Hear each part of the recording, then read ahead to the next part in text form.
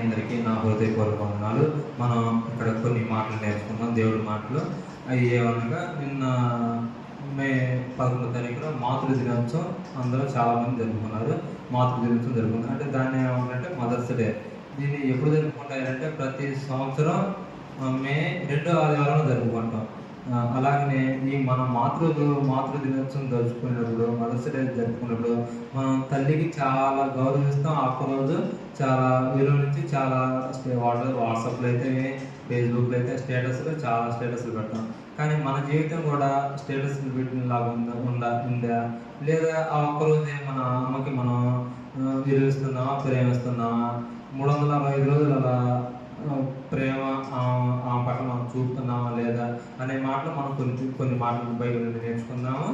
అయితే ఎఫెసీయులకు రాసిన పత్రిక 6వ అధ్యాయం ఫస్ట్ 1 నుంచి 4 చదువుకుందాం. పిల్లలారా ప్రభువునందు మీ తల్లిదండ్రులకు విధేయులైయుండుడి, ఇది ధర్మమే.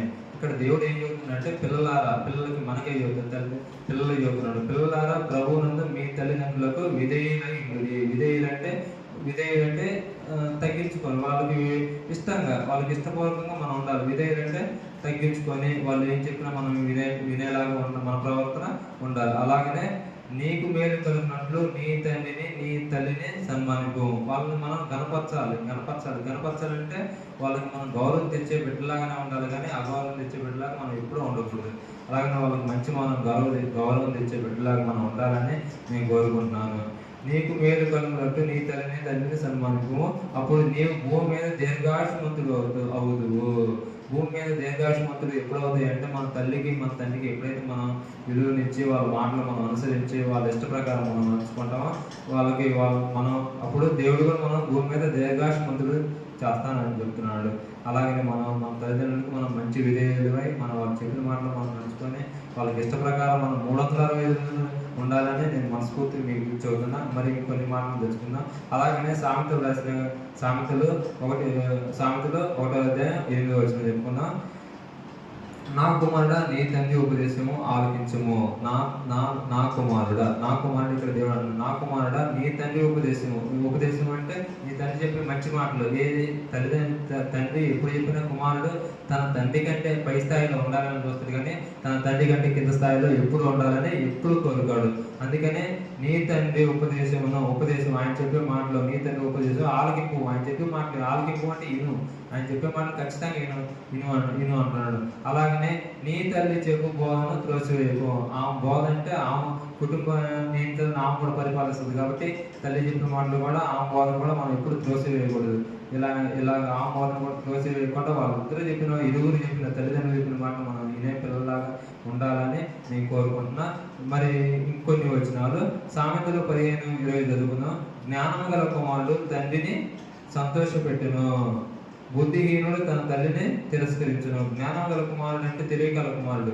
తెలివిగల కుమారుడు అంటే తన తండ్రి ఏదైతే చదివిస్తాడో, ఏదైతే నేర్పిస్తాడో, ఏ పని అయితే నేర్పిస్తాడో తన తండ్రికి ఇష్టంగా ఉంటాడు. తన తండ్రికి ఇష్టం ఉంటే తను చెప్పిన మాటల పని మొత్తం చేసుకొని తన ఒక ఉన్నత స్థాయిలో, ఒక మంచి స్థాయిలో సరే ఏదైనా తన తండ్రికి ఇష్టమైన అప్పుడు ఉన్నప్పుడు ఏంటంటే అప్పుడు తండ్రికి ఏదైనా కొడుకు కుమారులు ఎక్కువ వస్తే తండ్రికి సంతోషం ఉంటుంది. ఎందుకంటే పిల్లగానే ఎక్కువ వస్తే తండ్రికి భారం అనేది తగ్గుతుంది. కుటుంబ భారమైనా కానీ చేదుడైన వాదుడైన ఉండడని. అందుకని నీ తండ్రిని సంతోషపెట్టును. అదే బుద్ధిహీనుడు తన తల్లిని తిరస్కరించును. బుద్ధిహీనుడు అంటే జ్ఞానం లేని వ్యక్తి తన తల్లి మాటలు విన్నంట. తన తల్లి మాటలు మనం వినేవారిగా ఉండాలి, కానీ వినకుండా ఉండేవారిలాగా మనం ఉండకూడదు. బుద్ధిహీనుడు తన తల్లిని తిరస్కరించును. ఆమె చెప్పే బోధలు అసలుకి కొంతమంది అయితే మన తల్లి మాటలు మనం ఈరోజు వింటున్నామా లేదా అనేది మనం ఒకసారి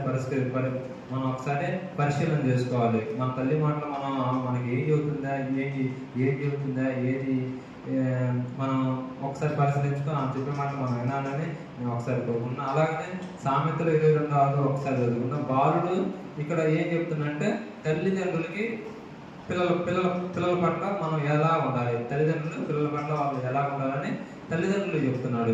బాలుడు నడవలసిన త్రోవను వానికి నేర్పుము, వాడు పెద్దవాడైనప్పుడు దాని నుండి తొలగిపోడు.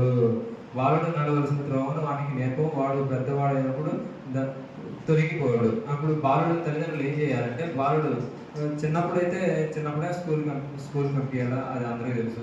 తర్వాత బాలుడు పెద్దయినాక మనం క్రీస్తు బోధనైనా కానీ, విధములైనా కానీ, మనం వాడిని నడుపుతుంటే ఏం చేస్తాడంటే, బైబిల్ గురించి అవగాహన తెలిసినప్పుడు ఏంటంటే, చట్టాల గురించి తెలిసినప్పుడు ఏమైతుంది అంటే, దాని నుండి తొలగిపోడు. దాని నుండి తొలగిపోయినప్పుడు ఏమైంది, మంచి ప్రవర్తన గల పిల్లగాడు అవుతాడు. రేపు పొద్దున మంచి ప్రవర్తన గల పిల్లగాడు అయితే ఎవరికి పేరు వస్తుంది? మంచి పేరు వస్తుంది, తల్లిదండ్రులకే మంచి పేరు వస్తుంది. అలాంటి మంచి పేరు మన పిల్లలకు మనం తెచ్చుకునేలా ఉండాలని అలాగనే నేను మీ అందరినీ కోరుచున్నాను. అలాగే నేను మరికొన్ని వచనాలు చదువుకుందాం. నిర్మాకాండం 21:15 చదువుకుందాం. తన తండ్రి నేను ఇక్కడ పిల్లలు చదువుతున్నాడు, దేవుడు పిల్లలు చదువుతున్నాడు. పిల్లల ప్రవర్తన ఎలా ఉండాలి? ఈ రోజైతే చాలా మంది తల్లిదండ్రులని కొట్టేవాళ్ళు ఉన్నారు, తిట్టేవాళ్ళు ఉన్నారు. ఒకవేళ అలా నువ్వు నీ తల్లిని కొడుతున్నావా, తిడుతున్నావా అంటే ఒక్కసారి నువ్వు బైబిల్ని జ్ఞాపకం చేసుకో. నీ తల్లినైను కొట్టువాడు నిశ్చయముగా మరణశిక్షను పొందుతాడంట. ఒకవేళ మన తల్లిదండ్రులు మనం కొడుతున్నామా ఈరోజు, నీ ఇష్టం, జాగ్రత్త. ఒకసారి నువ్వు బైబిల్ అధ్యాయం మనం జ్ఞాపకం చేసుకుందాము. తండ్రినైనా కొట్టువాడు నిశ్చయంగా మరణశిక్షను పొందుతాడు. అలాగనే నిర్మాకాండం 21:17 ఒకసారి చదువుకుంటే, తల్లినైనా శపించేవాడు. ఈరోజు చాలా మంది మా అమ్మ డబ్బులు వేయట్లేదు నాకు, మా అమ్మ నన్ను సరిగ్గా చూసుకోవట్లేదు, ఏదేదో సాగులో చెబుతారు, ఏదేదో చెప్తారు. అలాగే తల్లిని నోటికి వచ్చిన బూతులు, కన్న తల్లిని ఉపయోగించుకున్న మన తల్లిని వాళ్ళ ఇష్టం వస్తానికి ఎట్టబడితే అలా పడితే చాలా మంది బూతులు తిట్టేవాళ్ళు ఉన్నారు. అలా అయితే నువ్వు తిడుతున్నట్లయితే ఒకసారి మనం బైబిల్ ఆజ్ఞను వాటిని మనం తెలుసుకున్నట్లయితే